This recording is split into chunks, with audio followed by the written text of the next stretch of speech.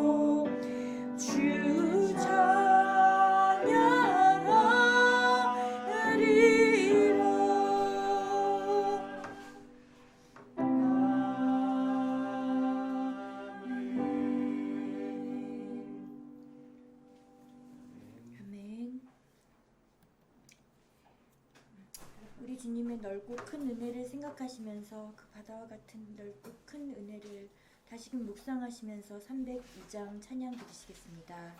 302장 찬양 드리시겠습니다.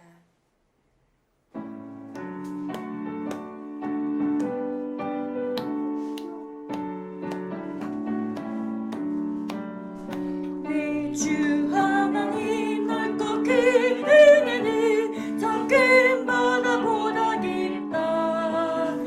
높고 닷줄이 흘러내린 대로 저 한가운데 가보라.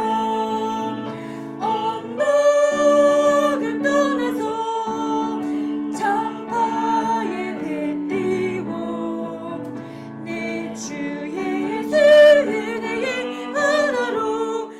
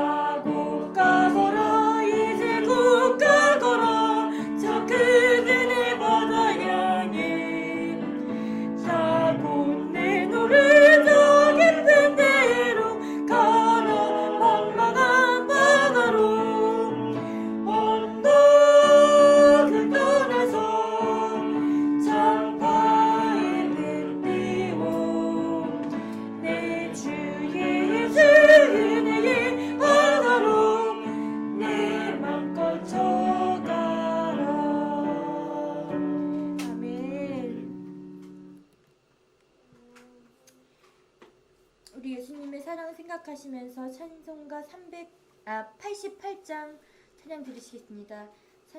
88장 우리 주님 사모하시면서 예배 드리면서 찬양 드리시겠습니다.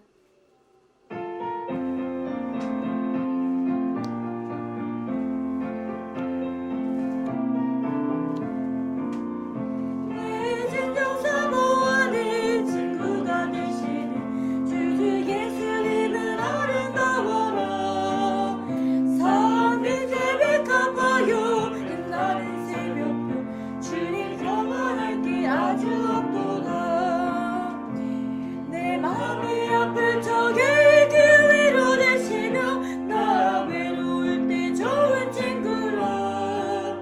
주는 저 산 밑에 내가 빛나는 새벽별 이 땅 위에 매길 것이 없도다. 내 몸의 여의 염려 이 세상 돌아가 나와 함께 같이 하여 주시고 88장입니다. 주의 영을 당할 때에 악마에게 교를 즉시 물리치사 날 지키시네. 온 세상을 버려도 그는 안 버려 끝까지 나를 돌아보시니. 주는 저 산 밑에 내가 빛나는 새벽별 이 땅 위에 매길 것이 없도다. 88장입니다. 다하여서 주님을 따르면 길이 나를 사랑하리니. 물불이 두렵지 않고 장거미가 없네. 주는 높은 산성 내 방패시라. 내 영혼 먹이시는 그네 드리고 나 지리는 몇 원하는.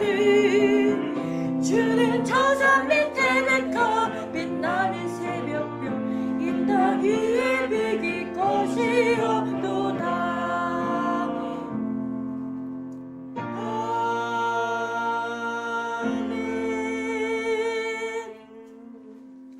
마지막 찬양입니다. 384장 나의 갈 길 다가도록 1절, 2절 찬양 드리시고 기도 드리심으로써 예배를 준비하시겠습니다. 찬송가 384장 나의 갈 길 다가도록 찬양 올려드리겠습니다.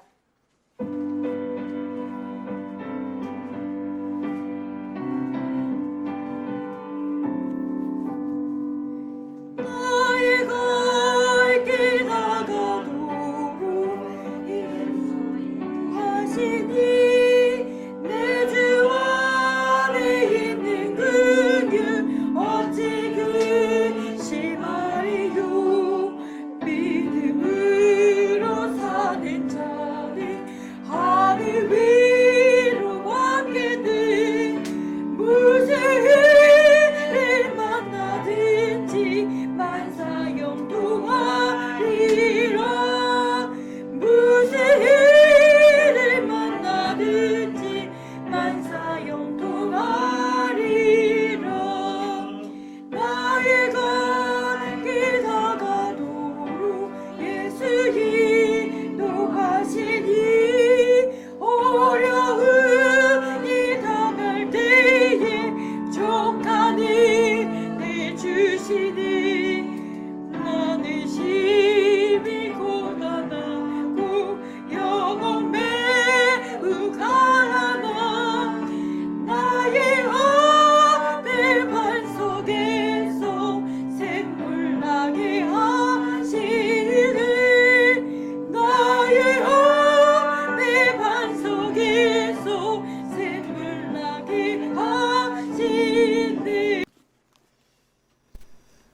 우리 그 금요일 날 제가 전에 한번 우리 말씀드렸던 동기 목사님이 이제 결혼식이 있어가지고 토요일 날 결혼식이 있다고 금요일 날 미리 왔어요. 그래서 우리 교회도 들르고 같이 교제를 했는데 기억하실 거예요. 대구에서 잘 사역을 하고 있고 그분의 카톡에 보면 춤추지 않을 수 없는 내 인생이라는 그 문구가 있습니다. 그래서 제가 한번 소개해드리면서 정말 그 고백이 무언가 우리가 세상에서 물질을 많이 얻거나 이루어서 하는 고백이 아니라 신대원 같이 기숙사를 쓸 때부터 했던 고백이거든요.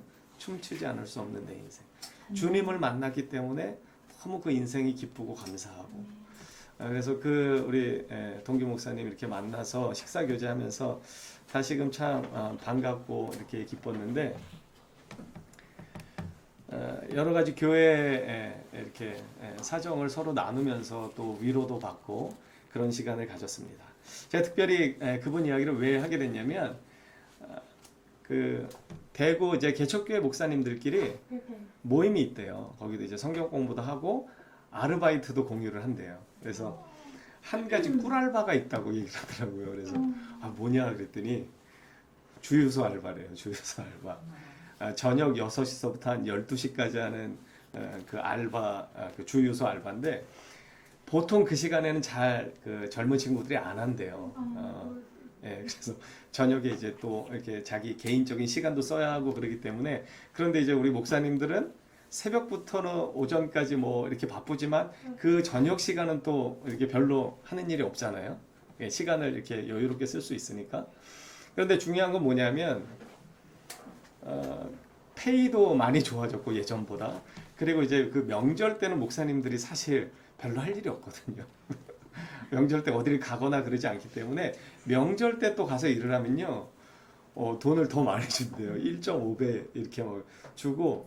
그러면서 했던 이야기가 뭐냐면, 주유소 그 사장님들이 그 시간에 사람을 구하기가 되게 어렵대요. 그리고 중요한 건 믿을 만한 사람을 구한다는 게 대단히 어렵다는 거예요. 카드로 결제를 하기도 하지만 때로는 현금으로 결제를 하는데 일일이 CCTV로 확인할 수가 없고, 그렇기 때문에 보통 이제 가족들한테 그걸 맡기는데 가족들도 그게 여의치 않은 상황들이 많잖아요. 그러다 보니까 이제 그 대구 지역에 이제 그 개척교회 목사님들끼리 그 알바를 서로 소개하면서 이제 소문이 났대요. 주유소 사장님들 사이에서. 목사님들이 해주니까 너무 좋다.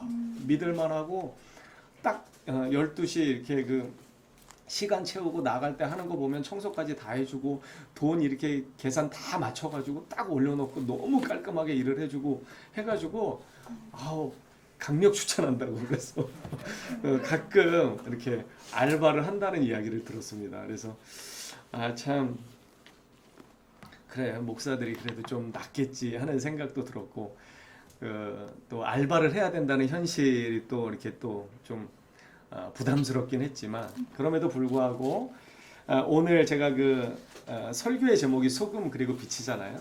인사이트를 얻었어요. 그 이야기를 들으면서 무엇을 하더라도 믿음의 사람들이 하는 데에는요, 뭔가 달라야 된다는 거죠. 예. 여러분들은 어떤 우리가 다 각자 일이 다르잖아요. 누군가는 공부를 하는 직업을 갖고 있고, 누군가는 또 몸을 움직이는 직업을 하고 있고, 누군가는 또 영업을 해야 하는, 누군가는 머리를 더 많이 써야 하는, 그런 이렇게 다 직업군이 다양한데, 그럼에도 불구하고 우리가 공통적인 한 가지가 있어야 되는데, 그게 무엇이냐면요, 바로 우리는 세상의 소금이고 빛이다라고 하는 사실입니다. 우리가 그 목사님들이 오셔서 다른 우리 동기 목사님도 왔는데, 우리 그 주보를 이렇게 붙여놓잖아요. 끼워 놓잖아요. 그랬더니 이렇게 나가면서 보는 거예요. 그러면서, 형님 로마서 X 그 복이 있나니 X는 뭐예요? 우리 지난주가 복이 있나니 10 로마자 10인데 그 로마자 10을 생각을 못하고 복이 있나니 X 그러니까, 제가 이제 전에 그 설교 제목에 대단히 신경을 많이 쓰는 걸 알고 있었거든요. 이 친구가. 그러다 보니까 뭔가 또 다른 특이한 제목인가 보다 해서 물어봤던 것 같아요. 복이 있나니 그게 X다. 이런 어떤 그런 의미가 아닐까 저한테 물어서, 제가 이제 그게 아니고 복이 있나니 10번째라고. 그래서 복이 있나니 10번째 이제 끝나고 우리가 이제 소금 그리고 빛이라고 하는 제목으로 이제 다시금 시작됐는데, 여러분이 그 말씀이 참 우리에게 위로가 되고 은혜가 되기도 하지만, 사실은 복이 있나니 첫 번째부터 해갖고 10번째까지 하는데 저도 또 힘든 부분이 있었습니다. 그럼에도 불구하고 우리가 천국 백성의 삶을 어떻게 살아야 하는지에 대해서 예수님께서 잘 가르쳐 주신 부분이고, 오늘 그 12절을 끝내고 13절부터 시작하는데 이렇게 말씀합니다. 너희는 세상의 소금이니 소금이 만일 그 맛을 잃으면 무엇으로 짜게 하리요. 여러분, 소금은요 말 그대로 역할이 있습니다. 소금의 역할이 있는데 가장 강력한 그 그리고 기본적인 소금의 역할은 무엇이냐면 맛을 내는 데 있습니다. 동서고금을 막론하고 예전부터 이 소금은요 언제나 조미료로 먼저 사용되었습니다. 여러분 음식을 했는데 싱거워요. 그럼 우리는 뭘 하죠? 소금을 넣습니다. 뭐 간장을 넣는 경우도 있지만 어쨌든 소금으로 맛을 냅니다. 그럼 제가 그 필리핀이나 이 발리나 이런 데를 몇 번 가봤는데 너무 좋아요. 너무 좋아요. 그 천혜의 환경이죠. 그래서 그냥 공기도 너무 좋고 제가 이제 결혼할 때쯤에는 이 성인 아토피가 좀 있었거든요. 그리고 기숙사가 너무 건조해가지고 이렇게 그 살이 닿는 데마다 막 너무 간지러워갖고 이 참지를 못하고 긁어가지고 막 빨개지고 막 알러지처럼 막 이렇게 일어나고 그랬었어요. 그래서 저희 그 사모가 우리가 아이를 가져야 되니까 피부과도 못 다니게 했어요. 그때부터 혹시 애한테 영향을 미칠까봐. 그러다 보니까 막 저만 죽겠는 거죠. 그러다가 이제 저희가 신혼여행으로 발리를 갔었거든요. 근데 한 이틀이 지나니까요 정말 씻은 듯이 나아요. 공기가 좋으니까 그냥 아무것도 안 했는데 그냥 너무 깨끗해져가지고 제가 이제 돌아왔던 기억이 있거든요. 그런데 이 발리나 필리핀이나 이런 데 가서 가장 힘든 게 있었어요. 저한테 음식이었어요. 음식 너무 맛있어 보이는데 거기다가 향신료를 발라가지고 랍스타도 너무 맛있어 보이는데 먹으면 향신료 때문에 못 먹겠는 거예요. 그래가지고 제가 거기서 햄버거를 먹고 콜라를 먹으면서 버텼던 기억이 납니다. 그런데 여러분 이런 음식은 향신료 때문에 그런 것이지 저하고 이렇게 입에 맞지 않아서 그런 것이지 맛이 없는 음식은 아닙니다. 여러분 맛이 없는 음식은 어떤 것인지 아십니까? 정말 아무 맛이 없는 게 맛이 없는 음식이에요. 여러분 그런 음식을 먹어보셨는지 모르겠는데 짜지도 않고 싱겁지도 않고 조미료를 넣는데 조미료의 맛이 전혀 느껴지지 않아요. 그래서 제가 그때 그런 경험을 했던 적이 있는데 무맛 아십니까? 없을 무자. 음식을 했는데 맛이 전혀 없는 거예요. 그게 무맛이에요. 맛이 그냥 아예 없는 거예요. 우리는 보통 맛없어 그럴 때는요 어떤 특정한 맛이 없다 이렇게 생각을 하잖아요. 근데 제가 경험했던 것은요 아무 맛이 안 느껴지는 거예요. 그래서 맛이 없는 거예요. 음식이 그냥 짜든지 싱겁든지 뭘 해야 되는데 전혀 그렇지 않은 게 바로 무맛이죠. 여러분 소금은 그런 역할을 감당합니다. 소금이 할 수 있는 건 조미료의 역할인데 소금은요 특별히 우리 몸에 가장 필요한 것들을 이렇게 공급합니다. 죄송하지만 제가 그 세탁 공장에서 몇 번 알바를 한 적 있어요. 방학 때마다. 겨울에는 괜찮은데 여름에는요 땀을 너무 많이 흘립니다. 그래서 한 3주 4주 차가 되면은요 겨울에도 그랬지만 여름에도 한 5kg 6kg가 딱 빠져요. 그래서 낮에 거기서 뭘 주냐면 하얀 그 나트륨을 주더라고요.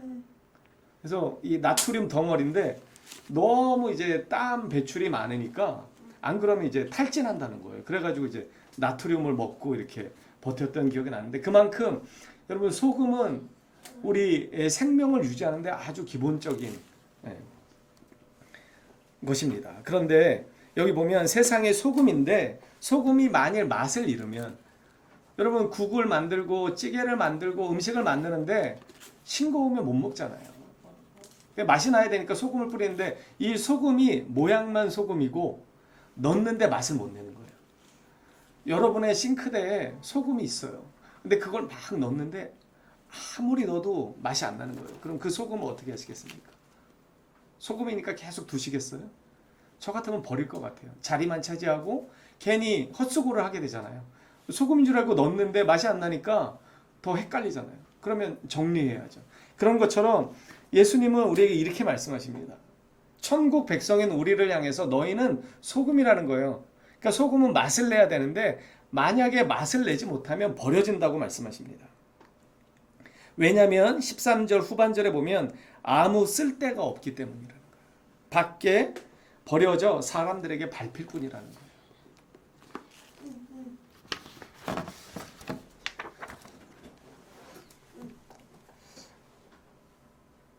오늘날 한국 교회가 대단히 비난의 대상이 되기도 합니다. 그런데 저는 자부할 수 있는 게 감히 말씀드리지만 캐톨릭보다 개신교가 구제 활동을 훨씬 더 많이 합니다. 활동도 다양할 뿐만 아니라 이 재정적인 이 수치를 따져봐도요 훨씬 더 개신교가 많이 합니다. 그런데 캐톨릭은 이미지를 잘 관리했을 뿐이죠. 불교보다도 월등히 앞서는 이 구제와 이런 여러 가지 구호 활동이 기독교에 훨씬 더 다양하고 훨씬 더 많이 합니다. 재정적으로도 그렇고요.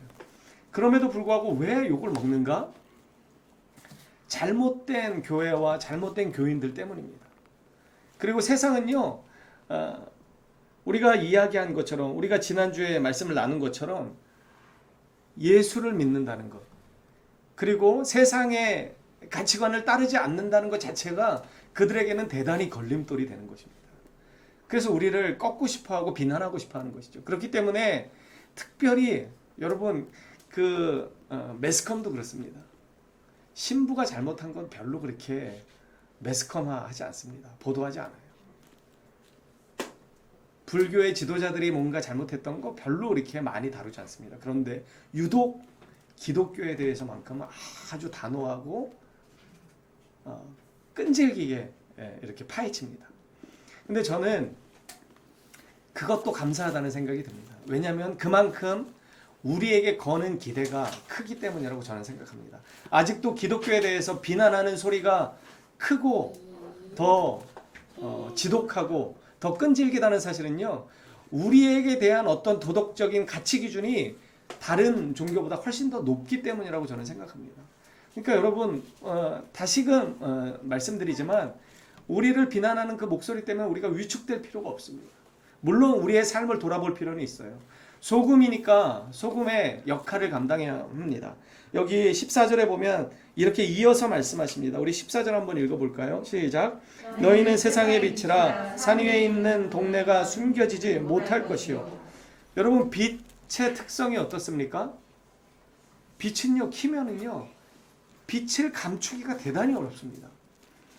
제가 윤희를 재워줘야 되거든요. 씻기기도 하고 재워주기도 해야 되는데 제가 잠이 윤희보다 좀 늦게 들 때가 있잖아요. 요즘은 제가 더 빨리 자는 경향이 있지만 윤희를 재워주고 제가 이제 뭐 뉴스나 이런 거를 이렇게 보려고 핸드폰을 살짝 켜잖아요. 이렇게 확인하고 이제 무선 이어폰으로 이렇게 들으면서 이제 뭐 성경을 듣기도 하고 뭐 뉴스를 듣기도 하는데 TV 핸드폰 그 불빛이요 환하지가 않잖아요. 제가 이렇게 어둡게 했는데도 그 불빛을 탁 켜는 순간요, 애가 그 빛 때문에 이제 잠을 깰까봐 막 감추기가 바빠요. 옷에다 감췄다가 이불에다 덮었다가 해도요, 조금만 그 빛이요 살짝만 이렇게 그 틈이 보이면 그 빛이 그냥 다 새어나와요. 주님은 우리에게 이렇게 말씀하십니다. 너희는 소금이고 빛인데 빛은 어떻다는 거예요? 산 위에 있는 동네가 숨겨지지 못한다는 거예요. 산 위에 있는 동네에도 그 빛이 드러날 수밖에 없다라고 말씀하시는 것입니다. 우리가 그렇게 살아야 한다는 거예요. 여러분 15절의 말씀도 보세요. 사람이 등불을 켜서 말 아래에 두지 아니한다. 여기서 말은요 그 계량의 단위를 말하는 것입니다. 우리로 따지면 한 말이 10 되죠. 그 말 아래에 빛을 두지 않는다는 거예요. 빛을 켜는 목적이 뭐예요? 빛이 있는 목적은요, 밝히 드러내는 데 목적이 있습니다. 그렇기 때문에 그것을 곡식을 넣어두는 자루에 그 빛을 넣어둘 일이 없다는 거죠. 그러면서 이렇게 말씀하시는 거예요. 말 아래에 두지 아니하고 등경 위에 두나니. 등불을 밝히 비추는 그 등경 위에 둔다는 거죠. 그러면 이러므로 집안 모든 사람에게 비치느니라. 여러분 그러니까 예수님이 우리에게 말씀하시는데 이런 거예요. 너 때문에 세상이 맛을 회복해야 하고 너 때문에 세상이 빛을 발견할 수 있어야 한다는 거예요. 그러면서 16절의 말씀 함께 읽겠습니다. 시작. 이같이 너희 빛이 사람 앞에 비치게 하여 그들로 너희 착한 행실을 보고 하늘에 계신 너희 아버지께 영광을 돌리게 하라. 여러분 우리의 착한 행실, 이 빛과 소금을요 지금 예수님께서는 뭐라고 말씀하시냐면 단적으로 이렇게 말씀하십니다. 착한 행실이라는, 착한 행실. 여러분, 착한 행실은 어떤 것입니까? 선한 것, 의로운 행실을 말하는 것입니다. 하나님께서 우리에게 원하셨던 거룩의 빛을 말씀하시는 거예요. 그 착한 행실을 통해서 결국은 어떻게 됩니까? 16절 끝절에 보면 너희 아버지께 영광을 돌리게 하라는 거예요. 여러분, 많은 사람들이 우리의 착한 행실을 보면 누구에게 영광이 되는 것입니까? 하나님 아버지께 영광이 되는 거예요. 맛을 내지 못하는 소금은 버려진다고 주님은 말씀하셨어요. 우리가 천국 백성이라고 자부하지만 천국 백성의 그 특성을 세상 가운데 드러내지 못한다면 우리가 버려질 수밖에 없다는 것입니다. 여러분, 빛을 가두어서는 안 됩니다. 교회는요, 성도는요, 이 빛을 드러내는 데 목적이 있습니다. 저와 여러분을 통해서 예수 그리스도의 거룩이 세상 가운데 드러나야 돼요. 우리는 뭔가 다르다는 걸 보여줘야 합니다. 여러분의 삶의 터전에서 여러분이 예수 믿는 사람들이기 때문에 저 사람은 믿을 만한 사람이다 라고 하는 평가를 받을 수 있다면 성공한 것입니다. 하지만 나를 바라보면서 다른 사람들이 저 사람은 예수 믿지만 별로 다르지 않아, 오히려 더해, 그렇다면 우리는 위기의식을 느껴야 합니다. 여러분, 누가 믿지 않는 사람들에게 선한 사람으로, 선한 행실로, 착한 행실로, 믿을 만한 사람으로 그렇게 기억될 수 있습니까? 삶의 목적이 다른 사람일 때 가능한 것입니다. 여러분, 우리 마태복음 다음 장 한번 찾아볼게요. 마태복음 6장 한번 찾아볼게요. 마태복음 6장 여기 24절 한번 보겠습니다. 마태복음 6장 24절 함께 읽어볼게요. 시작. 한 사람이 두 주인을 섬기지 못할 것이니 혹 이를 미워하고 저를 사랑하거나 혹 이를 중히 여기고 저를 경히 여김이라. 너희가 하나님과 재물을 겸하여 섬기지 못하느니라. 이렇게 예수님께서 단적으로 말씀하십니다. 두 주인을 섬기지 못한대요. 재물을 하나님과 겸하여 섬길 수 없다고 분명히 이야기합니다. 하나님을 섬기든지 재물을 섬기든지라는 거예요. 재물을 사랑하는 사람은 재물이 우상이 된다는 것입니다. 그리고 그 뒤에 쭉 이어서 나오는데 어떤 말씀이냐, 우리가 잘 아는 말씀이에요. 25절부터 보면 목숨을 위하여 무엇을 먹을까 마실까, 몸을 위하여 무엇을 입을까 염려하지 말라, 이렇게 말씀하십니다. 그러면서 뭐라고 말씀하시냐면, 자 31절에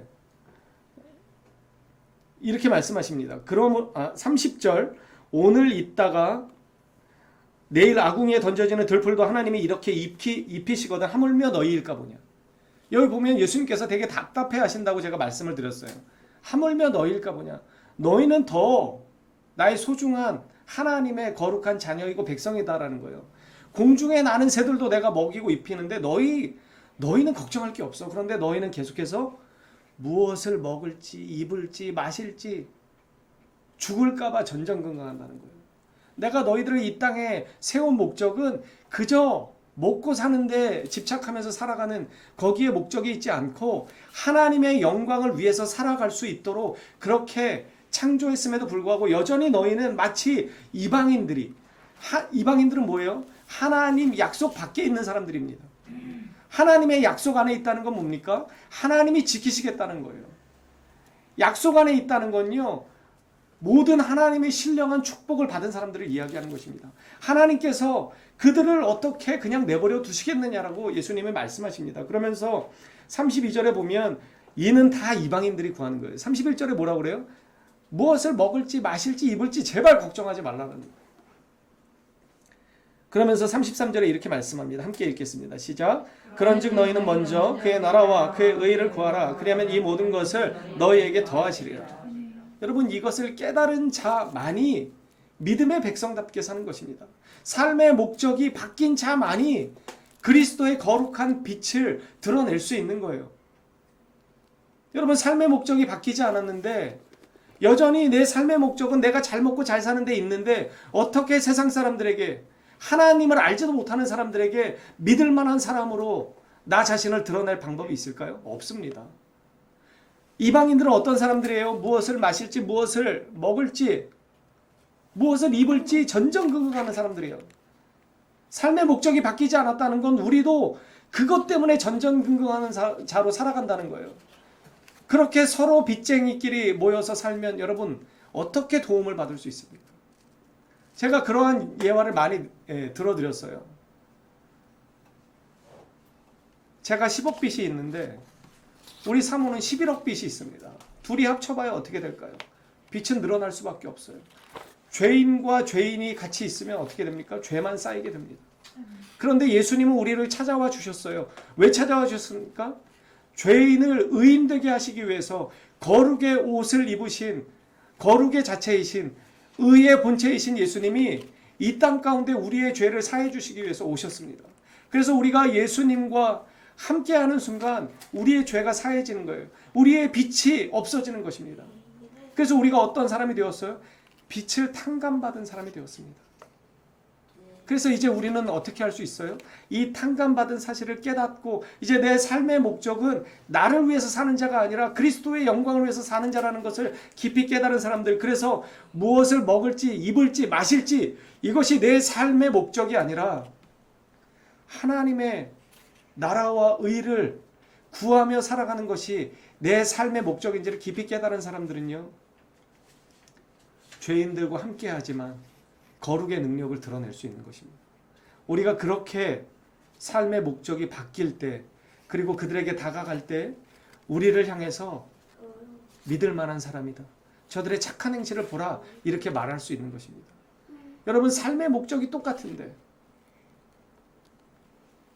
요한복음 21장에 보면 예수님이 베드로를 찾아가시잖아요. 그리고 그물이 터지도록 물고기를 잡게 하십니다. 그런데요, 거기에 보면요, 베드로가 그 물고기에 연연해하지 않습니다.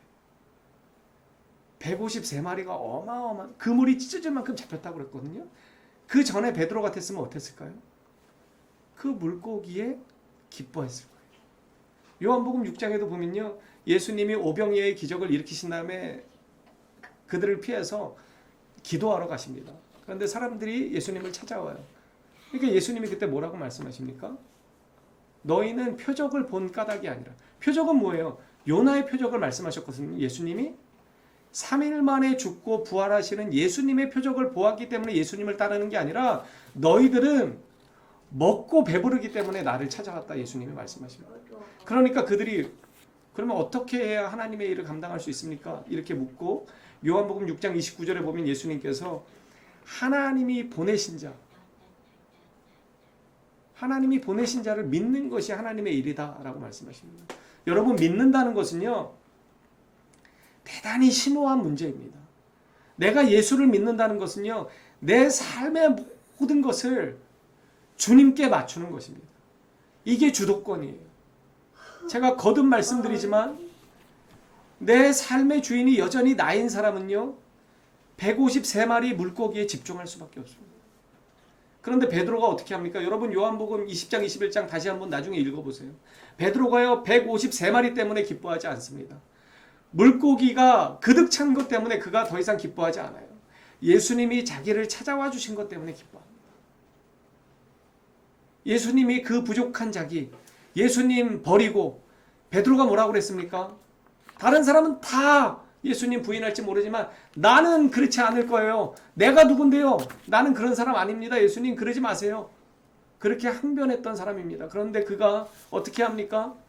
닭이 울기 전에 3번 부인합니다.